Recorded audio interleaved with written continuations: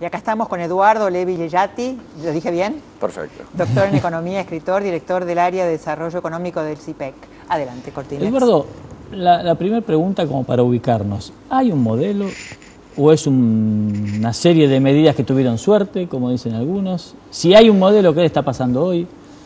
Mira, en lo económico estamos hablando. En general, en economía es muy difícil encontrar países en donde vos tengas un plan deliberado que se siga paso a paso, salvo en economías centralizadas. Hay un modelo chino, ciertamente, claro. Y hay un modelo soviético, pero en la mayoría de las economías de mercado lo que sucede es que las cosas van sucediendo de alguna forma y uno después las trata de analizar y al analizarlas las simplifica y las resignifica. Sí. Entonces, a posteriori uno puede contar que en realidad lo que queríamos hacer era esto o aquello, pero muchas de las medidas que nosotros vemos hoy, que son emblemáticas del modelo, dólar alto, licuación de pasivos, retenciones, son cosas que surgieron en el medio de la crisis. Para salir de la crisis, digamos. Claro. Medidas defensivas, te diría accidentales, o sea, te estaban llenando el arco de goles y de alguna forma te tenías que defender. Entonces ponías retenciones porque necesitabas los dólares y necesitabas recursos fiscales. Y que fueron tomadas, ya te digo, en el albor de la crisis, pero aparte en 2 meses, enero y febrero del 2002. O sea que, si que aclarémoslo, por las dudas que la gente se ha olvidado, no son de Néstor Kirchner ni de Cristina Kirchner, digamos.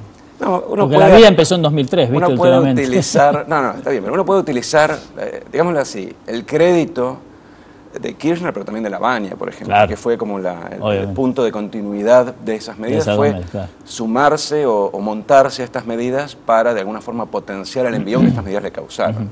No fueron los inventores, pero fueron, si se quiere, los ejecutores, la implementaron, las cuidaron de alguna forma. O sea que no hay paternidad, pero ciertamente hubo una decisión política de seguir en una cierta línea. Pero más que un modelo, insisto, fue, si se quiere, la reacción, ¿dónde quedamos nosotros después de la crisis? ¿Y hoy cómo estamos en eso? O sea, esas medidas siguen por lo pronto. Han seguido. Sí, no ha habido mucho cambio, ¿no? En ese modelo. En realidad, si querés, la parte esencial del modelo radicó en aspectos que no fueron tan enfatizados porque no son tan populares, pero fundamentalmente en una licuación muy dramática de los pasivos públicos y privados. O sea, gran parte del boom de inversión que tuviste sin crédito, por ejemplo, después de la crisis, que es algo, te digo, un patrón muy común en otras salidas de crisis emergentes. No es que nosotros somos distintos en esto, sino que lo hicimos de manera más pronunciada. Pero, por eso, mucha de la inversión que tuviste del despegue acelerado se debió que limpiaste los balances de las empresas, transferiste mucha riqueza a aquellas familias de altos recursos que estaban largas en dólares, si se quiere, o sea, que habían ahorrado en dólares durante la crisis y de pronto cuando vino la devaluación tenían mucho dinero para comprar muchas casas, por ejemplo. Ahora, mi pregunta es lo siguiente. A los gurúes económicos que decían que el dólar iba a estar a 8 pesos y que la economía se iba a derrumbar y que iba a ser todo un desastre, digo, ¿qué les pasó? Bueno, siguen ahí. Ninguno decía que iba a estar, pocos decían que iban a estar a 8 pesos. Decían que era un escenario extremo y lo decían a principios del año 2002 cuando no estaba claro para qué lado iba la economía. Mucha gente pensaba efectivamente que no había una demanda por el peso, que el peso iba a desaparecer después de 10 años de convertibilidad. El error fue, pensaron que todo iba a desaparecer. Algunos pensaron en el país, fundamentalmente pensaban en el peso. La gente decía, lo único que sostiene el peso es la paridad con el dólar. Cuando vino la crisis pensaban que no se podía hacer política monetaria. Yo en ese momento estaba en el Banco Central y tenía que convencer a la gente que desde el Banco Central podíamos hacer política monetaria. El contraargumento era, nadie quiere un peso, salvo que valga un dólar. Y la verdad es que no, la gente quería pesos. Había demanda de dinero, la gente tenía dinero, pesos en sus bolsillos, billetes, pesos. Y bueno, pudimos salir en parte haciendo política monetaria, ¿no? Entonces, hubo, si se quiere, una percepción errada de la afinidad que tenía el argentino con los pesos para hacer sus compras. Una cosa es que el argentino dolarice sus ahorros y otra cosa es que use los dólares para gastar, para hacer pagos. Y en la práctica nunca sucedió eso, ni siquiera durante la convertibilidad. Entonces, esa fue un poco la base del error. Ahora, esos economistas sí siguen, hay economistas que se equivocan en todos lados. Te diría, en defensa de la profesión, creo que se equivocan menos que otros gurúes, por ejemplo, los encuestólogos. Mi otra pregunta es, ¿en qué se equivocó la oposición que con todas estas ideas económicas el oficialismo logró el 50%? ¿Qué no entendió? ¿Qué le explicó a la gente de economía que no se entendió? Bueno, las elecciones son mucho más que el discurso económico, así que me imagino que los economistas no tuvieron una incidencia gravitante en lo que fue el último voto. La economía posiblemente sí. Claro. La verdad es que cuando uno está bien, aquí en todas partes del mundo, cuando uno está bien tiende a votar la continuidad porque uno tiende a asociar la situación actual con la persona que está llevando a cabo las políticas nacionales. Es difícil disociar esto de que ¿No esto es crees por pura la suerte? teoría Violcati de que la vida es un plasma, un LCD y un poco de Tinelli? No, eso no es una teoría, o sea, que no lo analicemos como tal. Tampoco quiero analizar a Violcati, no creo que ese es el punto. No, el vale punto la pena. acá es que Muy sí poca es cosa. cierto que la gente, después de haber sido golpeada, sobre todo gente en países como Argentina, Claro. después de haber sido golpeada con tantos ciclos y tantas crisis, es natural que en un periodo donde esté bien, Claro. sea más aversa al cambio, sobre todo porque, honestamente, ni la oposición mostró, hasta ahora al menos, una alternativa de que puede liderar un cambio positivo, ni el gobierno ha mostrado que no puede manejar situaciones de crisis. O sea, hasta ahora la evidencia, por más que uno pueda argumentar que tuvieron suerte, que tuvieron márgenes, que fueron beneficiados por la salida de la crisis, lo que sea, la evidencia inmediata que percibe la gente es que el gobierno más o menos está haciendo las cosas bien y no encuentra una razón fuerte para cambiar. De vuelta, pongamos perspectiva en eso. La misma sensación surgía después de la crisis del tequila en el 95 con el voto a Menem. Claro. Yo no estoy equiparando al gobierno con Menem, pero digo, la gente tiende a asociar resultados positivos con quien lo está gestionando. Eso El es que la natural. puede pilotear es este, digamos, por Claro, ahora. el desafío de la oposición es no tanto debilitar la posición del gobierno, sino mostrar que puede hacer algo distinto, algo mejor. Pero es bien difícil en una situación de bonanza económica. Esto es el flanco tal vez más débil y más evidente, que es la inflación, todavía no es un problema serio para el común de los argentinos. Digamos, Yo creo que la inflación es problema. O por lo menos mentalmente, digo. La inflación es problema, el gobierno ha sabido de alguna forma suavizar el efecto mediante transferencias, sobre todo de los hogares más humildes. Claro. Pero aparte hay un punto que hay que tener en cuenta que creo que es importante para entender la diferencia de Argentina con el resto de los países. En Brasil una inflación del 7% es problemática y Dilma sale a expresar de manera abierta su preocupación por una inflación del 6,5%.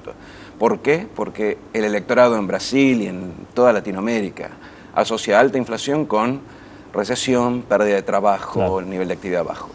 En Argentina era así hasta, diría, hace 10 años. Las últimas 2 observaciones que nosotros tuvimos de cambios en la inflación fueron exactamente al revés. Tuvimos deflación durante la crisis de la recesión del 2000-2001 y tuvimos crecimiento inflacionario en los últimos años. Entonces la gente, creo que, de vuelta, es imposible criticar la percepción de la gente porque tampoco es obvio que sea distinto, pero la gente asocia la reducción de la inflación con menor crecimiento. Ajá. Y entonces toma la inflación como un costo del crecimiento y de ese modo de alguna forma tolera esto. Y ese es el discurso que ha sabido interpretar el gobierno, porque se la pasa diciendo que los que proponen frenar la economía quieren la recesión. Sí, y no. Sí, bueno, y la oposición no ha sabido explicar o convencer a la gente de que se puede frenar la inflación sin reducir el crecimiento, ni ha sabido explicar, por ejemplo, que este nivel de inflación hoy a futuro muy probablemente no esté asociado con este nivel de crecimiento. Claro. O sea que el crecimiento inflacionario tiene como un límite. Estamos llegando a ese. Y estos aumentos, ¿no? Porque lo que también hay es un constante, como hay paritarias, hay aumentos de salarios constantemente. ¿Esto no compensa la inflación? Bueno, justamente, en gran medida lo que decía, el gobierno ha logrado suavizar esto manteniendo los salarios reales más o menos estables. De vuelta, salarios reales formales. El salario real informal se ha deteriorado.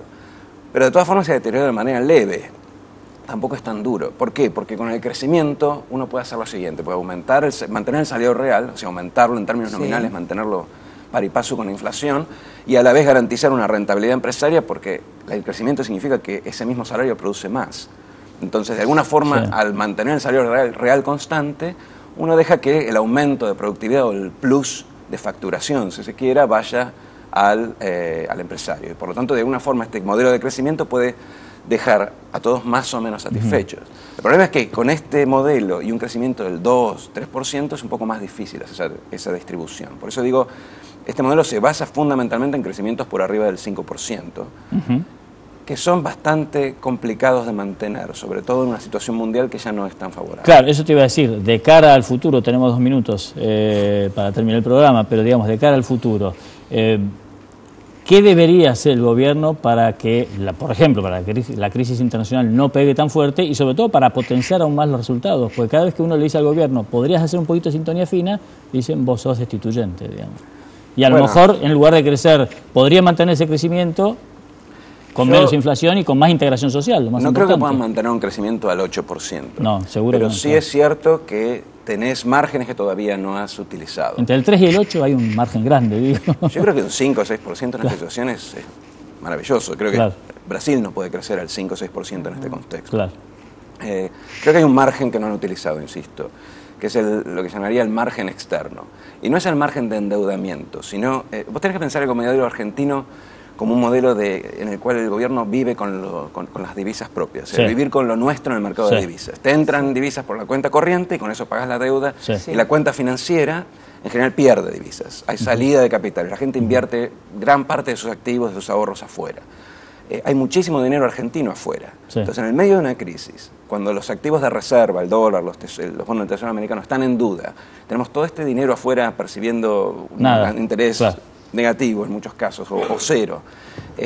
Con algunos cambios quirúrgicos, el gobierno podría repatriar muchos de estos capitales que podrían alimentar la inversión, reducir los costos de financiamiento, sin necesidad de un costo fiscal acelerado y de alguna forma morigerando el impacto de la crisis. Ese margen yo creo que es el que está en discusión. Ahora, no estoy seguro que el gobierno interprete esto de la misma forma, pero me parece que ese es el margen que tendrían que explotar. Eduardo Levi Cellati, muchas gracias por haber estado. Gracias por venir, Eduardo. ¿Nos vamos? Nos vamos hasta el próximo lunes. Chau, chau.